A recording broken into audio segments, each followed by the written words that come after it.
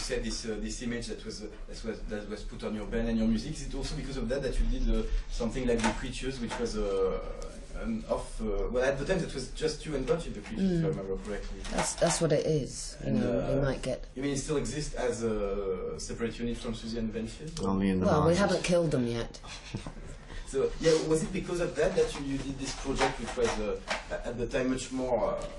The Creatures was just after finishing an album called Juju. We had like a couple of songs that were kind of drum based, and we just thought we'd kind of pursue the idea as we had some time on our hands, and that was basically it. It was just a little experiment that kind of eventually passed over into another album, and alongside Stephen working with Robert Smith with the Glove Blue Sunshine album.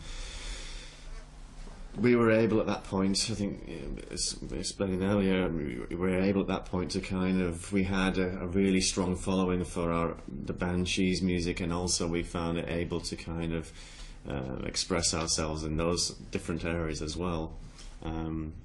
But right now, that we're probably just by virtue of the confidence we have in what we do as the band, we can express ourselves in any way under the banner of Siouxsie the Banshees.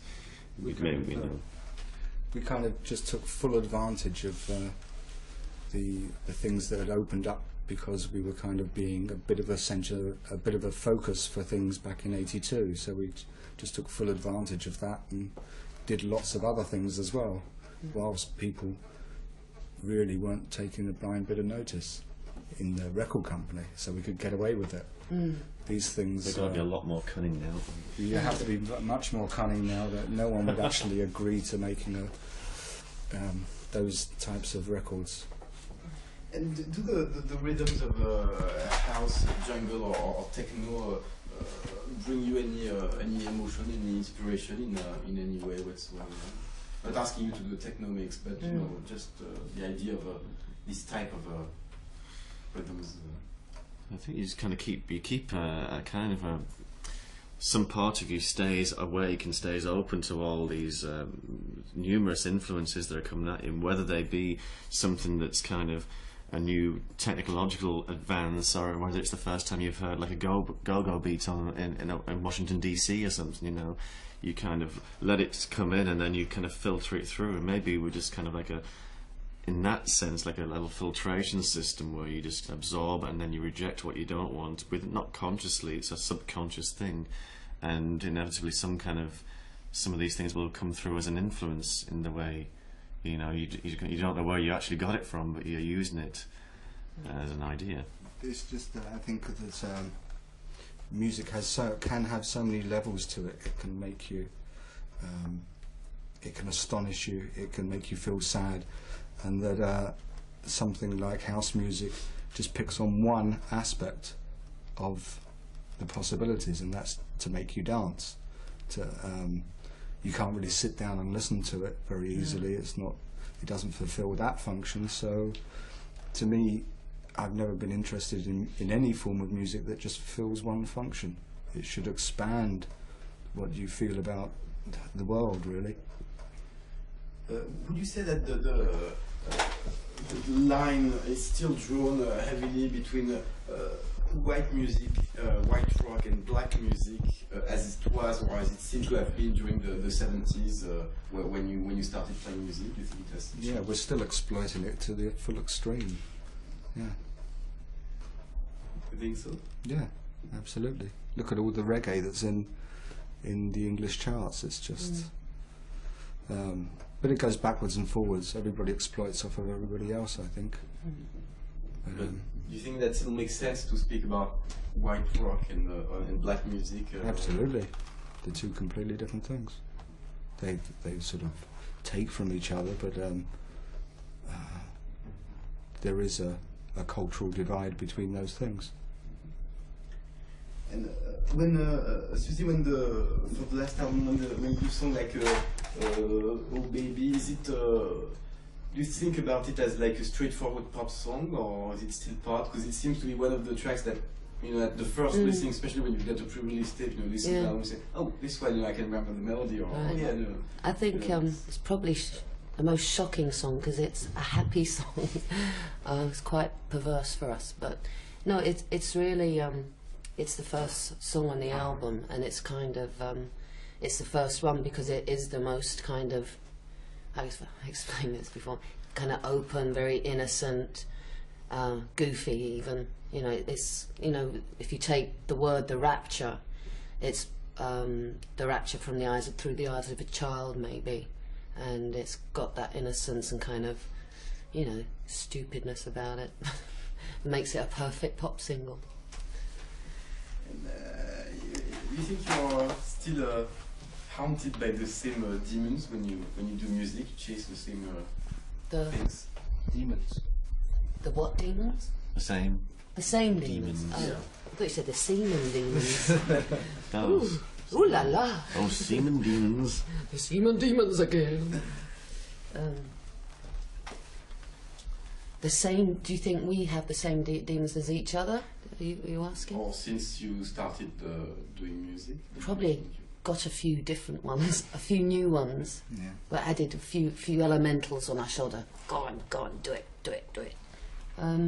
No, I think you know, I think kind of flashbacks to bad things and good things, and that's just part of being alive for a year longer every year. You know, you just accumulate more information. And last few things. Do you think you do again? I got a hold of that at the time to sing a song in German, like Mittagessen, which was the German adaptation. There's one. And a bit of Spanish You've done a for Spanish El and Dia de French. los Muertos, And French one. which Divin Enfant. Le Divin Enfant, Il est né le Divin Enfant was a B-side. If the language fits. Swahili next. Maybe. No Italian yet. Russian. Russian, maybe. Russian. Last thing, what's the freakiest or the weirdest audience you played to, whether in foreign or maybe in your own country? Argentina takes a lot of beating. Simply because we were the first band to go back to Argentina after the Falklands War, and this was in '86 or '87, and basically they decided that we needed to be spat on.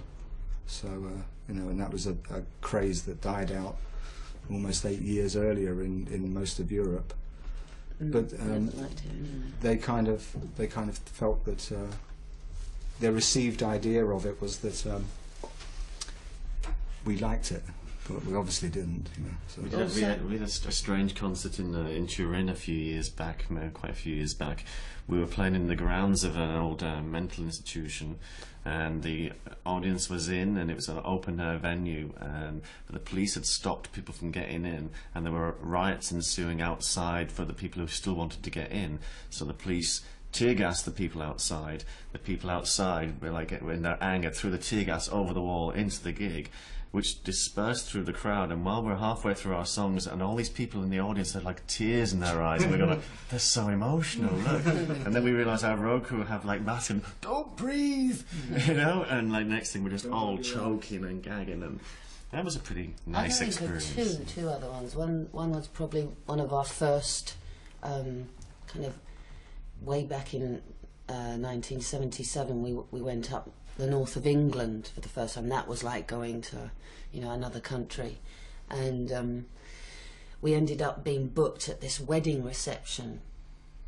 You know, somebody's wedding reception. They're eating, you know, scampi and chips in a basket. They're sort of like about 50 years old, 60 years old, like that. And I seem to remember it was just bizarre. They were just like sat at their tables, sort of, at this wedding reception, and we for some reason we were booked with the Heartbreakers, I think, and it was wookie. And then also there was one that we did in the early 80s, and it was the Handicapped Olympics. Oh, And we were like thinking, right, well, we'll treat this just as a regular gig, you know, I'll insult them and everything or whatever. But it was incredible because we were there on the stage, and like, you know, there were wheelchairs everywhere and all different types of handicapped people. And I'm not kidding you, I've never seen the people in wheelchairs dance so manically in my life, or anyone dance so manically. They were doing wheelies in circles and like going up and down on their chairs, and there was another guy trying to put his hands up my leg. He was going, and I was smacking his hand, and he was loving it, and it was a really great concert, and like kind of a bit Fellini-ish in a way. Yeah, can you imagine with situation? Okay, last question. What do you think about the fact that, strangely enough, if one refers to the quote-unquote heroes of the, or gun heroes of the punk era, that Sid Vicious would have stayed as a hero, at least a cult figure? What, you who play with him, even if briefly in the beginning, what does it make you feel, the fact that such a... I think he's more an anti-hero. I don't know. Well, I guess he just kind of died at the right moment to be turned into a legend. A legend. If he had gone on and, you know, just been a sad old junkie, it wouldn't be quite the same. But he sort of went in a blaze of glory, like all the icons of the past. They go just at the right time. James Dean, those type of people. It's their timing's good, and that's it. You know, a lot of them don't actually amount to much in what they did with their lives, but it's just they fulfill something that people need. Okay, well, thank you very much. We clap.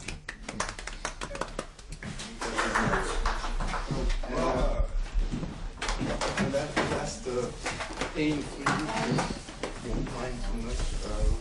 I think he's still more creaking than anybody else, Yeah. isn't he? He's going to stop filming one day. No, no, so let's take in to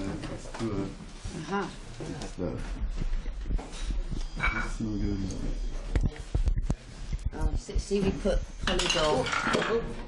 that would be it. So we put the Polydor logo where Hitler. That's why it was written here. Yeah, I've always wondered. You know, what is, that was a real. I mean, that was very egocentric for a label, but you know. Well, they Polydor insisted, didn't they? Because it's On the other side, it's still a bit On the other side? ambiguous. Yeah, well, It's dark. yeah. This side.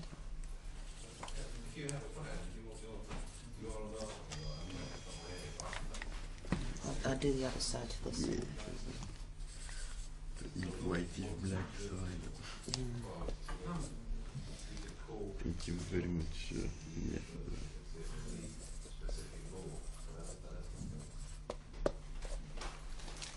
Thanks a lot. Okay. Thank you. Oh, on the record. So what should we play next time we come? You play in February, I guess, no? February, March. Probably. Yeah. Yeah. Where's the? Would it be the Olympia? You think, or the Zenit, or the Zenit? Could be a couple of Olympias. What's a good show? Oh, we like the Olympia, really. Olympia is Yeah. great, Right. except It's a it's good too place. small, you know. I mean, it's like, well, it depends, you know. Yeah. Yeah, Zenit's No, it really depends. I saw the Velvet Yeah. Underground there. Yeah, that's Did you where see they those play. shows? No, I didn't. Actually, I Great saw it, but shows. that was a farce. I saw it in the opening of YouTube. Oh no! But that I was- refused. that was- I refused to. I thought, how I've dare rarely they seen a just be an group opener? show so much on their face that they were in it for the money. I mean, it's like Really? in between. Yeah, in between the show, you know what they did? Oh, For example, oh, God. you have like Lou Reed saying like, you know, to Lou, John killed something in the air, but you could see that it was something like, what time is it, mate? It's still long to go on. You know? Oh, I It was think really weird, that but at might the have same time been- funny. You know, I mean, lots of the people were aghast knowing the public. They were like, no, my heroes, you know, why are they doing this? You know, and at the same time they were taking it very casually. You know, it was like, well, you know, we're playing for 60,000 people, of which 57,000 don't know even who we are and what we Yeah. did. Doesn't matter. We get paid the same. The And it was shows that I weird, you saw know. was great. Yeah, I guess. But even in that, it was. I mean, it had some. You know, even in the light, you know, and on such a stage at time, you know, you could feel. It must have been nice, you know, In on a the smaller Olympia, yeah, much stage, more yeah. intimate, yeah. But I think John Cale and Mark. In fact, the trick is that they are going to break it down, but rebuild it in a different, at the same place, but not the actual location. Careful with these steps, they're really slippery.